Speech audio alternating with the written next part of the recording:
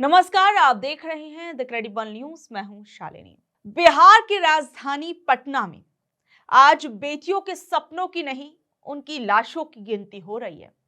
और शर्म की बात तो यह है कि जिस वर्दी को, जिस सरकार को इन बेटियों की ढाल बनना था, आज मानो वो अपराधियों को किसी भी तरह बचाने में जुटी हुई है। पटना आज कोचिंग सिटी नहीं रह गया है, बल्कि सवालों की राजधानी बन चुकी है। इसी महीने की शुरुआत में दो दो नीट छात्राओं की संदिग्ध मौत हो जाती है, जो पूरे बिहार के पुलिसिंग सिस्टम और सरकार की पोल खोल कर रख देती है। आज बात सिर्फ दो मौतों की नहीं है, आज बात उस लापरवाही के पैटर्न की होगी जो हर बार इंसाफ का गला घोट देता है। सबसे पहले समझिए उस कहानी को जिसे पुलिस दबाना चाह रही थी। 6 जनवरी को नीट की तैयारी कर रही एक छात्रा शंभू हॉस्टल के कमरे में बेहोश मिलती है। उसे अस्पताल ले जाया जाता है। एक नहीं 3 अस्पताल बदले जाते हैं और 11 जनवरी को उसकी मौत हो जाती है।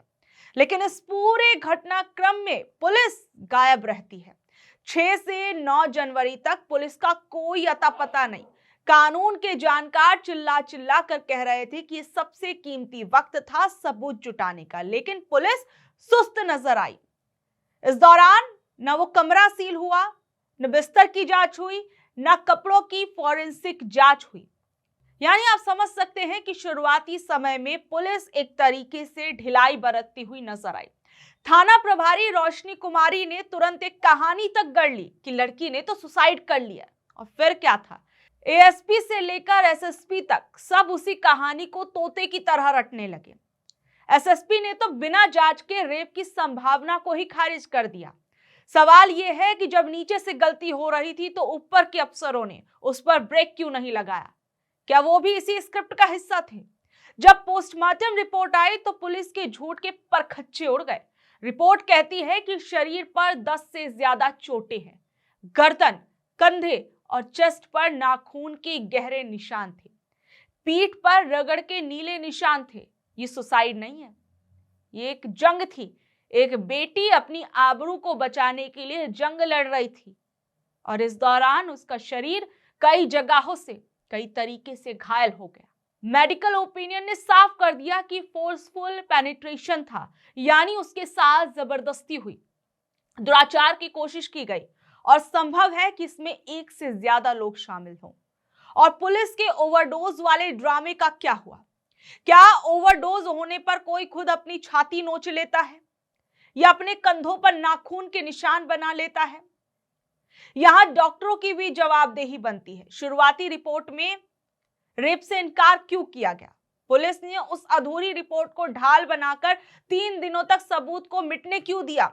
क्या यह सिर्फ लापरवाही है या सोची समझी साजिश थी, या किसी को बचाने की कोशिश की जा रही थी?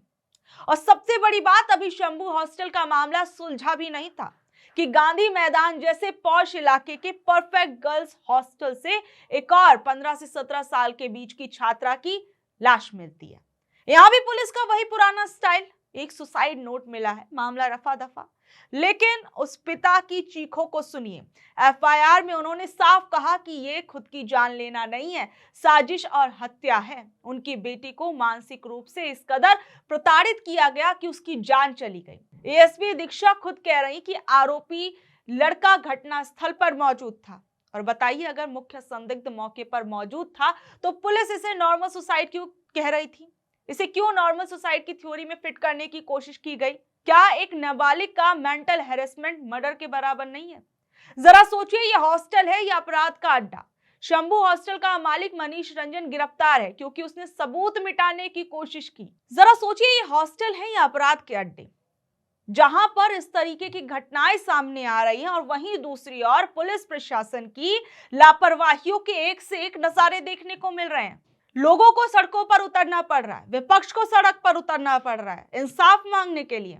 कहा जा रहा है कि इन केसेस में एसआईटी बन रही है, महिला अफसर जो है वो जांच कर रही हैं। सब कुछ तो सुनने में बहुत अच्छा लगता है, लेकिन अगर सब कुछ इतना परफेक्ट और इतना बढ़िया चल रहा था और इतना सब कुछ क्रिस्टल क्लियर था, तो लोगों को सड़कों पर क्यों आना पड़ा? क्या बिना हंगामे के इस सिस्टम को इंसाफ करना नहीं आता है?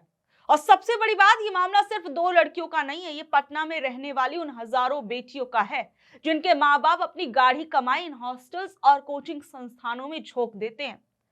कागजों पर हॉस्टल रेगुलेशन और सीसीटीवी की बातें तो बहुत होती हैं, लेकिन जमीन पर सिर्फ ढिलाई वो नजर आती है। पटना के गर्ल्स हॉस्टल को लेकर जो ये खुलासे हुए हैं वो किसी की भी रूह कपा देगा। और सबसे बड़ी बात, जहां एक तरफ इन लड़कियों ने अपनी जान दी है, वहीं दैनिक भास्कर की एक इन्वेस्टिगेटिव रिपोर्ट है जिसे सुनकर आप शायद हिल जाएं कि किस तरीके से यहां पर लड़कियों को झांसे में लेकर उनसे गलत काम कराया जा रहा है। भास्कर की इन्वेस्टिगेटिव रिपोर्ट ने यह साबित कर दिया कि जिसे हम कोचिंग सिटी कहते हैं पटना की, वहां हॉस्टल्स के नाम पर मासूम बेटियों की मंडी सजी हुई है। यहां नीट और अदर एग्जाम्स की तैयारी करने आई छात्राओं की सप्लाई की जा रही है। और सबसे बड़ी बात, इसे लेकर दैनिक भास्कर ने कई एजेंटों से भी बात की। एजेंट रवि और राजू जैसे लोग कह रहे हैं कि यहां पर लड़कियों की उम्र के हिसाब से उनके रेट तय किए जा रहे हैं। 17 साल की लड़की के लिए 25,000 रुपए और उससे कम उम्र की लड़की के लिए 40,000 रुपए तक वसूले जा रहे हैं। और सबसे खौफनाक बात यह है कि इन बच्चियों को पुलिस और कानून से बचाने के लिए इनके फर्जी आधार कार्ड बनाए जाते हैं ताकि 18 साल से कम की उम्र ना दिखे इनकी।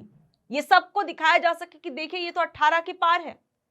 और कल को कोई परेशानी हो तो शायद ये भी कह दिया जाए कि लड़की ने अपनी सहमति से संबंध बनाए थे और बालिग है लड़की तो। और इस पूरे काले धंधे में हॉस्टल की वार्डन सबसे बड़ी गुनहगार बनकर उभरी है। जिस वार्डन को माँ बाप अपनी बेटी की सुरक्षा के भरोसे रखते हैं, वो महज 1500 रुपए के लालच में बच्चियों को रात के अंधेरे में एजेंटों के हवाले कर देती है। शंभू गर्ल्स हॉस्टल की वार्डन और संचालक पर यह आरोप लग रहे हैं कि वो पढ़ाई की आड़ में सेक्स रैकेट चला रहे थे। पप्पू यादव जैसे नेताओं ने भी पहले कहा था कि इन हॉस्टल्स में बहुत कुछ गड़बड़ चल रहा है और इसका सीधा कनेक्शन राजनीति से और इसका सीधा कनेक्शन बड़े बड़े नेताओं से है और उन सफेदपोश अधिकारियों से है। रसूखदार लोगों को फ्रेश और कॉलेज की गर्ल्स की डिमांड होती है और हॉस्टल संचालक उनकी इस हवस को पूरा करने के लिए तैयारी करने आई मासूम लड़कियों को चारे की तरह इस्तेमाल करती हैं। सोचिए क्या क्या हो रहा होगा। इन्वेस्टिगेशन में यह भी सामने आया कि लड़कियों को फंसाने के लिए बकायदा एक जाल बुना जाता है। पहले उन्हें स्पा सेंटर ले जाया जाता है और फिर ड्रग्स का आदी बनाया जाता है और लास्ट में महंगे शौक या मजबूरी का फायदा उठाकर उन्हें इस दलदल में धकेल दिया जाता है। वार्डन मिस्टी जैसे लोग शादीशुदा होने का नाटक करती हैं ताकि लड़के और जो उनके परिवार वाले होते हैं उन पर विश्वास कर लें, जबकि पीछे से वो लड़कियों की डील्स फाइनल करती हैं। और ये धंधा पटना के बोरिंग रोड, गांधी मैदान, मीठापुर जैसे कई ऐसे व्यस्त इलाकों में हो रहा है जिसको आप सोच नहीं सकते। और ये सब कुछ पुलिस की नाक के नीचे से हो रहा है। ये पुलिस की नाक के नीचे कैश ऑन डिलीवरी की तर्ज पर सब कुछ चल रहा है। और शंभू हॉस्टल की नीट छात्राओं की मौत को भी इसी गंदे सिस्टम का शिकार होता हुआ देखा जा रहा है कि शायद कहीं ना कहीं इसके कनेक्शन इससे भी जुड़े हो सकते हैं। सोचिए शंभू हॉस्टल की वो लड़की जिसके शरीर पर 10 जख्म और संघर्ष के निशान मिले हैं, उसे पुलिस ने बिना जांच के डिप्रेशन और सुसाइड का नाम दे दिया। और सवाल उठता है कि क्या उस छात्रा ने हॉस्टल के इस गंदे सच को जान लिया था? क्या उस पर भी इस धंधे में शामिल होने का दबाव था? पुलिस की 3 दिन की चुप्पी और सबूतों के साथ की गई लापरवाही को क्या समझा जाए कि बहुत कुछ छिपाए जाने की कोशिश की जा रही थी। बहुत से बड़े लोगों को छिपाने की कोशिश हो रही थी। अंकिता भंडारी का केस तो आप लोगों को मालूम है कि किस तरीके से उसमें ये सामने आया कि किसी बड़े इंसान को बचाने की कोशिश की जा रही है और उसी को बचाते बचाते एक लंबा वक्त गुजर चुका है। लोग सड़कों पर आने को मजबूर हो गए, लेकिन कुछ लोग, ऊंचे ओहदे पर बैठे लोग उनको बचाने की कोशिश कर रहे थे कि जिसका नाम सामने आने के बाद शायद बहुत हड़कंप मच सकता है। और अब पटना की इस घटना के बाद भी शायद ये कहा जा रहा है कि ऐसे बहुत से सफेदपोश लोगों की हकीकत सामने आ जाती या आ सकती है, जिस कारण इन रिपोर्ट्स के अंदर बहुत उठापटक की जा रही है, बहुत से सबूतों को हटाने मिटाने की कोशिश की जा रही है और जानबूझकर लापरवाहियां की जा रही है। क्योंकि जहां एक और इन हॉस्टल्स के अंदर ये गंदा और घटिया काम चल रहा है, लड़कियों को जिस तरीके से इस गंदगी में धकेला जा रहा है, वो अपने आप में सोचने वाली बात है। और क्या सबसे बड़ी बात यहां पर यह उठती है कि क्या इन तमाम चीजों को देखकर जहां एक तरफ नीट की तैयारी करने आई छात्राएं अपनी जान ले लेती हैं, दूसरी तरफ जिस तरीके से इन हॉस्टल्स के अंदर ये नर्क चल रहा है, क्या इनको देखने के बाद आगे आने वाले समय में क्या कोई माँ बाप ये हिम्मत कर पाएगा कि वो अकेले अपनी बच्ची को किसी हॉस्टल को के अंदर छोड़ दे जहां पर वो अपनी आगे की पढ़ाई कर सके, अपने भविष्य को देख सके? क्या कोई आगे ऐसी हिम्मत कर पाएगा?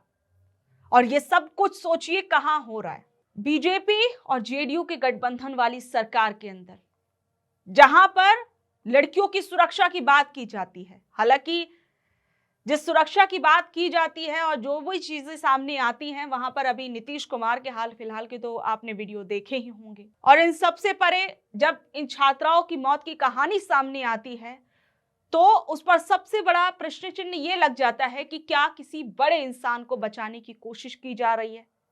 क्योंकि देखिए, आपको याद होगा मुजफ्फरपुर का वो बालिका गृह कांड 2018 का, जो बिहार की राजनीति पर एक ऐसा बदनुमा दाग है जिसने पूरी दुनिया को झकझोर दिया था। उस समय बिहार में बीजेपी और जेडीयू के गठबंधन की ही सरकार थी और जांच में क्या पता चलता है कि एक सरकारी शेल्टर होम में रहने वाली 42 में से 34 मासूम बच्चियों के साथ महीनों तक दरिंदगी की गई। और इस कांड में सत्ता का सीधा जुड़ाव था। जब तत्कालीन समाज कल्याण मंत्री मंजू वर्मा के पति का नाम मुख्य आरोपी ब्रजेश ठाकुर के साथ जुड़ा था, जिसके बाद मंत्री को इस्तीफा देना पड़ गया था। बीजेपी इस मामले में इसलिए घिरी क्योंकि विपक्ष का आरोप था कि ब्रजेश ठाकुर को राजनीतिक संरक्षण प्राप्त था और सरकार में बैठे रसूखदार लोग जांच को दबाने की कोशिश कर रहे थे। और अंत में मामला इतना ज्यादा सीरियस हो गया कि सुप्रीम कोर्ट को हस्तक्षेप करना पड़ा और केस का ट्रायल बिहार से हटाकर दिल्ली ट्रांसफर करना पड़ा, जहां मुख्य आरोपी को उम्र कैद की सजा हो गई। और पटना के शंभू और परफेक्ट हॉस्टल कांड को देखकर वही बालिका गृह कांड वाला खौफनाक मंजर याद आता है। जैसे उस वक्त ब्रजेश ठाकुर जैसे सफेद पोश लोग रसूख के दम पर बच्चियों का शोषण कर रहे थे, वैसे ही आज भास्कर की इन्वेस्टिगेशन बताती है कि हॉस्टल के नाम पर नेताओं और अधिकारियों को लड़कियों की सप्लाई की जा रही है। बालिका गृह कांड में भी प्रशासन ने शुरुआत में पर्दा डालने की कोशिश की और आज पटना पुलिस भी नीट छात्राओं की मौत को सुसाइड बताकर वही पुराना खेल खेल रही है। अब आप खुद देखिए कि ये महज संयोग है या बिहार में बार बार ऐसी घटनाएं होती हैं और हर बार पुलिस अपराधियों के लिए स्क्रिप्ट राइटर बन जाती है। अब जो कुछ बिहार में हो रहा है उसमें किसका कितना हाथ है, ये तो इन्वेस्टिगेशन के बाद ही सामने आ पाएगा। लेकिन जो चीजें इस वक्त सामने आ रही हैं और पिछली घटनाओं को जोड़कर जैसे देखा जा रहा है, इन तमाम चीजों को आप कैसे देखते हैं और नापते तौलते हैं, नीचे दिए कमेंट बॉक्स में जरूर बताइएगा और ज्यादा से ज्यादा लोगों तक इस खबर को शेयर कीजिए। धन्यवाद।